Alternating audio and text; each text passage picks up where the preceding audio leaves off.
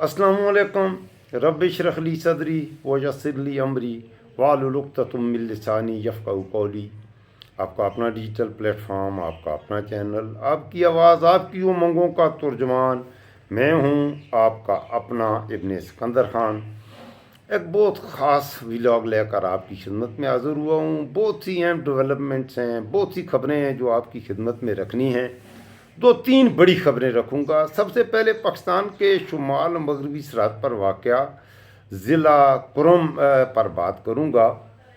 ये पाकिस्तान का वाहिद कबायली ज़िला है जहाँ आबादी की अक्सरियत का ताल्लुक अहले तशी से है। पाकिस्तान के नक्शे पर अगर आप कुरम को तलाश करें तो आपको मालूम होगा कि ये ज़िला तीन अतराफ़ से अफ़गानिस्तान जबकि एक जानब से पाकिस्तान के साथ जुड़ा हुआ है। इसके जोग्राफिए की वजह से ही कुरम को किसी ज़माने में पैरट्स बेक यानी तोते की चूंच कहा जाता था और अफ़गानिस्तान में सोवियत यूनियन के ख़िलाफ़ जंग के दौरान इस ज़िले की स्ट्रेटेजिक अहमियत में इसी वजह से इजाफ़ा भी हुआ। कुरम पाकिस्तान के किसी भी शहर के मुकाबले में अफ़गानिस्तान के दारुल हुकूमत काबुल के करीब तरीन है और यह अफ़गानिस्तान में खोस्त, पख्तिया, लोगर और नंगरहार जैसे सूबों की सरहद पर भी वाक़ है जो शिया मज़हब या शिया मुखालफ शिद्दत पसंद तंज़ीमों दाश और तहरीक तालिबान के भी गढ़ हैं। पाड़ा चनार पाकिस्तान के दीगर इलाकों से सिर्फ एक सड़क के रास्ते से जुड़ा हुआ है जो लोअर कुरम में सदा के इलाके से गुजरती है और जो सुन्नी अक्सरियत आबादी पर मुश्तमिल है। कुरम का लफ्ज़ दरिया कुरम से मंसूब है जो ज़िला के अतराफ़ से गुजरता है। आज इस ज़िले में एक बहुत बड़ा वाक़या पेश आया है। कुरम में मुसाफिरों की एक गाड़ी पर फायरिंग से 6 ख़वातीन समेत अभी तक की ताज़ा तरीन इत्तलाहात के मुताबिक 38 लोग जहाँ ने क्या कहें अजल को लब्बैक कह चुके हैं। पाकिस्तान के सूबा खैबर पख्तूनख्वा के कबायली ज़िला कुरम में मुसाफिरों भरी है गाड़ी पर फायरिंग के वाक़े में 38 अफराद की हलाकत की खबर है। अफसोसनाक खबर है। डिप्टी कमिश्नर जवेदुल्लाह मसूद ने बताया है कि 38 अफराद की तो अभी तक तस्दीक हो चुकी है लेकिन अभी कुछ और भी हलाकतों का खदशा है।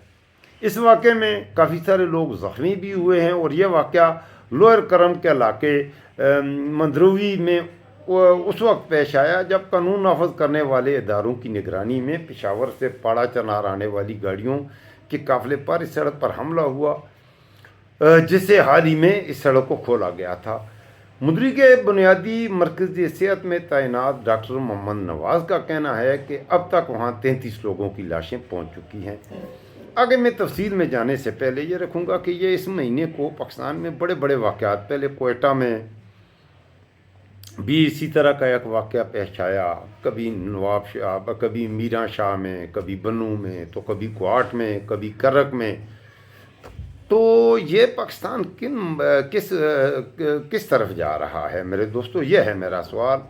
ऐसे हालात में जब मुल्क में अमन व अमान की ये सूरत हाल है, मुल्क में अमन कायम करने वाले इदारे, अमन कायम करने वाले हमारे जो इदारे हैं, जो हमारे हुक्मरान हैं, उनका एक ही टारगेट है कि किस तरह इमरान खान को रोका जाए। उनका एक ही टारगेट है कि किस तरह इमरान खान को ज़्यादा से ज़्यादा अरसे तक बग़ैर किसी मतलब कानूनी चाराजोई के, बग़ैर किसी जुर्म के, बग़ैर किसी गुनाह के, बग़ैर किसी बुराई के इमरान खान को ज़्यादा से ज़्यादा अरसे तक जेल में रखना है। और उनके जेल में जितना ज़्यादा रखेंगे उनसे कुछ लोगों को इक़्तिदार को दवाम मिलेगा, कुछ की नौकरियां बढ़ेंगी। आसिम मुनीर लंबे अरसे तक फ़ौज का सरबराह रहेगा, नवाज शरीफ को और जरदारी को, बिलावल को, मरियम को बारियां लगेंगी, बंदर मांट होगी, मुल्क का बेड़ा गर्क किया जाएगा और इनके रास्ते में कोई दीवार है तो वो इमरान खान, लिहाजा उसको जेल से नहीं निकलने देना। मेरे दोस्तों, इमरान खान पर जो मुकदमात, बोगस मुकदमात थे, उनमें भी इमरान खान को ज़मानतें हो चुकी। اب عمران خان کو کس جرم میں یہ پاکستان میں، آپ اگر اس سے جانتے ہیں اس حوالے سے تو آپ مجھے بتائیے گا کہ عمران خان کو جیل میں رکھنے کا اب کوئی جواز میرے خیال میں تو باقی نہیں رہتا۔ آپ بتائیے گا کہ کون سا گناہ ہے جس کو بنیاد بنا کر عمران خان صاحب کو جیل میں رکھا جا سکتا ہے؟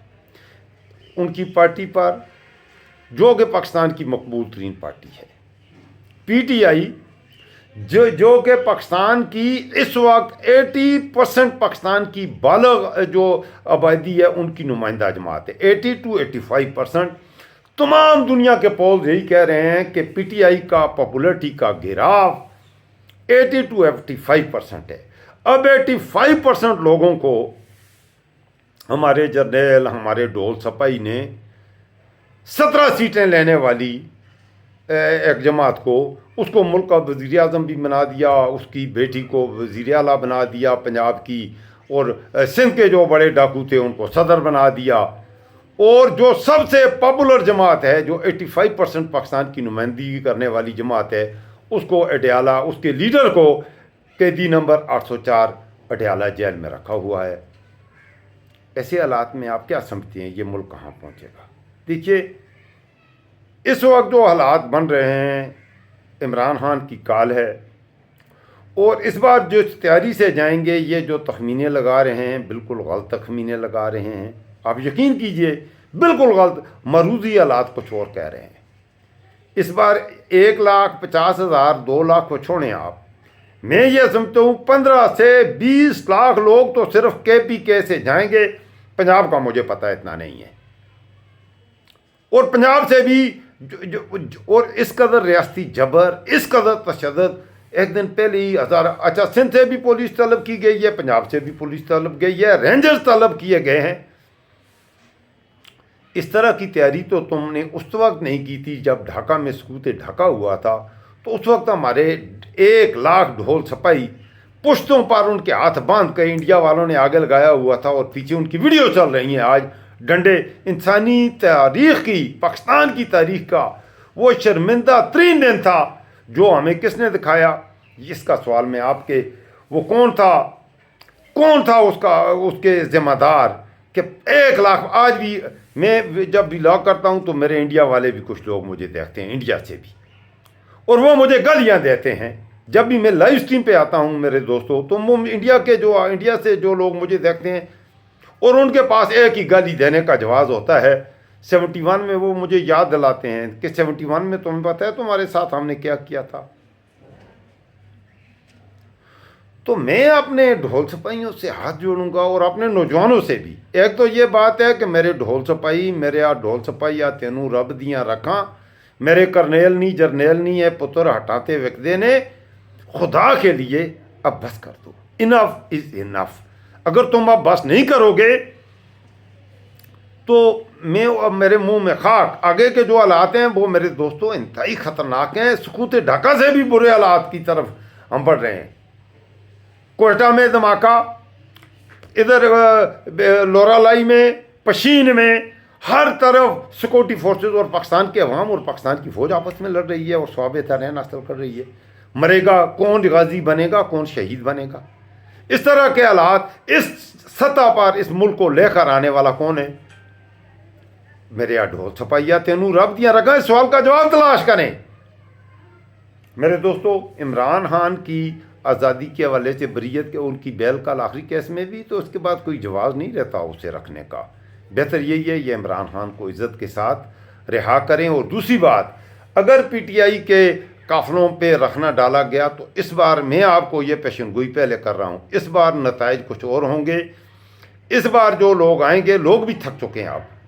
عمران خان کا ساتھ چھوڑنے کے لیے کوئی آدمی قطعی تیار نہیں ہے۔ ایک آدمی بھی یہ جتنا جبر کرتے ہیں کریں، عمران خان کو لوگوں کے دلوں سے، پٹھانوں کے دلوں سے یہ نہیں نکال سکتے۔ اور اب پنجاب کی بھی یہی حالت ہے، پنجاب کے لوگ بھی عمران خان سے اب والہانہ محبت کرتے ہیں۔